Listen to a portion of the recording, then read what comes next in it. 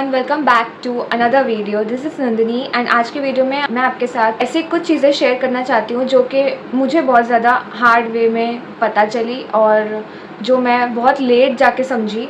So I just hope कि ये आपके साथ ना हो और आप इसे पहले से अच्छे से जान जाओ।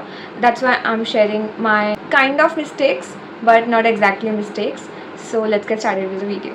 The first thing that I believed when I chose biotechnology was biotechnology lab work से ज़्यादा रिलेटेड है या थियोरेटिकल है एंड कुछ चीज़ें बस बहुत कुछ अपॉर्चुनिटीज़ मिलती है, बट ऐसा नहीं है. वहाँ पर आपको रिसर्च, एक तो रिसर्च ड्रिवन फील्ड है, ऊपर से आपको हर एक चीज़ में, हर फील्ड में थोड़ा थोड़ा पता चलना चाहिए. जैसे बायोटेक्नोलॉजी सिर्फ कोर बायोटेक्नोलॉजी नहीं है. कोर बायोटेक्नोलॉजी में आपको साथ साथ इतने सारे वेरियस सब्जेक्ट्स सीखने को मिलेंगे और उन सारे सब्जेक्ट्स का आपको इक्वली यूज़ होगा अपने फील्ड में. लाइक अगर आप बायोटेक्नोलॉजी में कुछ करना चाहते हो, कोई रिसर्च, कोई प्रोडक्ट बनाना चाहते हो, तो आपको वो सारी चीज़ें आपको अप्लाई करनी पड़ेगी. जैसे आपको अगर ह्यूमन के लिए प्रोजेक्ट बनाना है, तो ह्यूमन के लिए अगर प्रोजेक्ट बनाना है तो उसमें आपको इम्यूनोलॉजी एक तो समझनी होगी कि ह्यूमंस का जो इम्यून सिस्टम है वो चलता कैसे है. अकॉर्डिंग टू ह्यूमन सिस्टम आप एक प्रोडक्ट आप बना सकते हो. तो ऐसे करते करते आपको माइक्रोब्स के बारे में पता होना चाहिए. आपको बहुत सारी चीज़ें धीरे धीरे पता चलेंगी and that's why don't rush in the first year and first sem में ही अपना स्ट्रीम चेंज कर लेना कि नहीं हाँ तो सब कुछ सिखा रहे हैं, ऐसा मत करना. क्योंकि मेरे काफ़ी सारे क्लासमेट्स हैं जिन्होंने अपनी फील्ड चेंज कर ली थी ये सोच के कि हाँ तो हमें बायोटेक्नोलॉजी सिखाई नहीं रहे, हमें सारे सब्जेक्ट्स पढ़ने पड़ रहे हैं. जबकि सबके साथ ऐसा ही होगा. फर्स्ट ईयर में अगर आप बायोटेक में जा रहे हो तो आपको सारे सब्जेक्ट्स पहले ही फर्स्ट सेम में एटलीस्ट आपको सारे सब्जेक्ट्स पढ़ने पड़ेंगे. उसके बाद धीरे धीरे जाके आप सेकेंड ईयर, थर्ड ईयर में जाओगे तो आपका जो फोकस है वो बायोटेक्नोलॉजी पे शिफ्ट हो जाएगा. So don't rush, have patience. Second one I believed is के लाइक थोड़े टाइम बाद, सेम 1 ख़त्म होने के बाद, आई बिलीव दैट अगर आपके अच्छे मार्क्स आ रहे हैं then you are good in this field. So definitely not. मेरे मार्क्स काफ़ी अच्छे थे. मेरे मार्क्स अभी सेम 6 में भी अच्छे आए हैं, like around 9 CGPA. But the thing is कि अगर आप सिर्फ और सिर्फ मार्क्स पे फोकस करोगे तो आपकी स्किल्स डेवलप नहीं होंगी. By skills what I mean is कि आपकी पिपेटिंग टेक्निक्स, आपके टिश्यू कल्चर आप कैसे करते हो, मीडिया कल्चर आपको आता है कि नहीं, मीडिया प्रिपरेशन आपको आता है कि नहीं, ऐसे बहुत सारी चीज़ें होती हैं जो आपको सीखनी होती है लैब में. तो अगर आप लैब स्किप कर दोगे फर्स्ट ईयर में ये सोच के कि ये तो बहुत बेसिक सिखा रहे हैं, तो नहीं, ऐसा नहीं है. वो बेसिक से स्टार्ट होके कब आप एकदम हाई लेवल पे पहुंच जाओगे आपको पता भी नहीं चलेगा. So don't skip lab and जितना हो सके उतना आप अपने स्किल्स पे फोकस करो. एकेडमिक्स पे तो करना ही है, पर आप अपने स्किल्स और लैब टेक्निक्स पे इक्वली ध्यान दीजिए. थर्डली ये है कि मैं अभी तक वो चीज़ को रिग्रेट कर रही हूँ कि मैंने मेरी एंट्रेंस एग्ज़ाम की प्रिपरेशन जल्दी स्टार्ट नहीं करी. जल्दी से व्हाट आई मीन इज़ कि आप sem 4 by the end of sem 4 या तो in the beginning of sem 4 आप अपने एंट्रेंस एग्ज़ाम की प्रिपरेशन स्टार्ट कर दीजिए. एंट्रेंस एग्ज़ाम मतलब CUET PG, GATE B, IIT JAM, ऐसे बहुत सारे, टिफ़र है, बहुत सारे एग्ज़ाम्स हैं जो कि आपको सेम 4 के स्टार्टिंग में ही शुरू कर देनी चाहिए. उसकी प्रिपरेशन के लिए आपको कुछ अलग से नहीं पढ़ना है. आपको वही चीज़ें पढ़नी है जो आपको पढ़ाई जा रही हैं. जैसे कि आपके जो 3 इयर्स का बायोटेक्नोलॉजी का सिलेबस है वही एग्जैक्टली सिलेबस होता है गेट बी का भी, CUET PG का भी, जो भी आप सब्जेक्ट दे रहे हो. But the thing is I still prefer कि आप एक बार इस सिलेबस जाके अच्छे से देखिए कि एग्जैक्टली सिलेबस है क्या and then start your preparation. And जितना जल्दी आप प्रिपरेशन स्टार्ट कर दोगे उतना हायर चांसेस है आपका सिलेक्शन का. एंड ड्यू टू दैट मेरा CUET क्लियर हो गया बट मेरा गेट भी क्लियर नहीं हुआ. I just missed by 2 marks. So ये चीज़ें बहुत ज़्यादा डिफ़र करती हैं. अगर आप जल्दी प्रिपरेशन स्टार्ट कर दोगे तो then it would be better for you.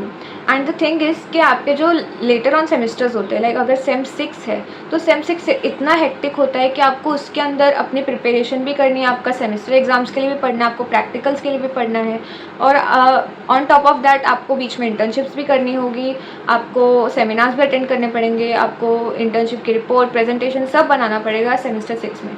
सो अगर आप उसकी प्रिपरेशन, आपके एंट्रेंस एग्ज़ाम की प्रिपरेशन आप जल्दी स्टार्ट कर देंगे तो आपके लिए वो इतना ईजी हो जाएगा. एंड बाय द एंड आपको सिर्फ और सिर्फ MCQs प्रैक्टिस करने होंगे, सिर्फ प्रैक्टिस करनी होगी, आपके पास पढ़ने के लिए कुछ भी बैकलॉग नहीं होगा। सो आई वुड प्रेफर कि जल्दी मतलब सेमेस्टर 1 या फर्स्ट ईयर से नहीं, बट एटलीस्ट सेम 4 से आप प्रिपरेशन स्टार्ट कर दीजिए। फोर्थ पॉइंट इज़ कि जैसे मैंने लास्ट वीडियो में आपको बताया था कि मैंने पब्लिक स्पीकिंग जर्नी मेरी सेमेस्टर 2 या 3 में स्टार्ट करी थी, and I would say that late, but मेरे फेलियर्स भी काफ़ी ज़्यादा हुए हैं। मेरी पब्लिक स्पीकिंग जर्नी काफ़ी ज़्यादा प्रॉब्लमेटिक रही है अभी तक, बट उसमें मुझे सीखने को भी बहुत कुछ मिला है। So you don't have to give up.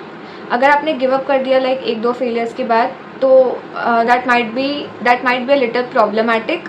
So I won't prefer that, and I would suggest कि आप जितना हो सके उतना पार्टिसिपेट करिए, एक्टिवली पार्टिसिपेट करिए ऐसे सब इवेंट्स में जहाँ पे आपको प्रेजेंटेशंस देनी हो या एंकरिंग करनी हो या पोस्टर प्रेजेंटेशन करना हो, डिबेट्स हो, आप ऐसे ज़रूर से ज़रूर अपने आप को एनरोल करिए। The next thing which I regret till now is कि मैंने बहुत सारी अपॉर्चुनिटीज़ छोड़ी हैं, लाइक बहुत सारी तो नहीं बट 1-2 छोड़ी हैं जो कि मेरे को अभी तक रिग्रेट हो रहा है, बिकॉज एंड छोड़ी मैंने इसीलिए बिकॉज मेरे को थोड़ा सा इनकन्वीनियंस था कि मैं नहीं जा पा रही हूँ, यार इतना दूर कौन जाएगा, ऐसा ये सोच के मैंने छोड़ा है। सो आई डू सजेस्ट कि आपको जितनी बार भी अपॉर्चुनिटीज़ मिले आप ग्रैब करो, क्योंकि आपको कुछ ना कुछ सीखने को मिलेगा, भले वो 1 चीज़ हो 2 चीज़ हो, बट आपको कुछ ना कुछ सीखने को मिलेगा, and that will definitely help you in your career. So don't do that. The next thing is कि मैंने मेरी पब्लिक स्पीकिंग जर्नी वाली वीडियो में कहा था कि मैं बहुत शाय और इंट्रोवर्टेड हूँ, and that's why I started talking with my seniors little late. Like मैंने सेमेस्टर 2 या सेमेस्टर 2 के end, by the end of semester 2 I started talking with my seniors and asking them for tips and like what else can I do. So you have to maintain a great bond with your seniors, because seniors are someone जिनके पास आप कभी भी जा सकते हो, कोई भी इश्यूज़ के लिए जा सकते हो। अगर आपको टिप्स चाहिए एकेडमिक्स में तो आप उनकी हेल्प ले सकते हो। After teachers I would prefer कि सीनियर्स से आप टिप्स लो, because they have gone through it like recently. So अगर आपको हेल्प चाहिए तो वो एक बेटर ऑप्शन है। The last and final point is कि मैंने ज़्यादा एक्सप्लोर नहीं किया, which is kind of a drawback, because by the end of 4th semester I started to realise that मुझे रिसर्च पेपर पढ़ने चाहिए, मुझे अप टू डेट रहना है इस फील्ड में, जो कि मुझे फर्स्ट सेम से करना चाहिए था। सो आई प्रेफर कि आप ये सब लाइक टू डेट रहना अपने फील्ड के बारे में is the basic thing you can do. So I would prefer that कि आप फर्स्ट या सेकेंड सेमेस्टर से रिसर्च पेपर्स पढ़ना चालू कर दीजिए। I have also made a video on that, so do check it out later, because ये सब बहुत ज़्यादा इंपॉर्टेंट है। लाइक रिसर्च पेपर्स पढ़ना एंड अपने फील्ड के रिलेटेड थोड़ा अप टू डेट रहना is very very important in this particular field. So do that. So yeah, these were all the important things that I learned the hard way. So I hope this video helps, and I'll see you in the next video. Tab tak ke liye bye.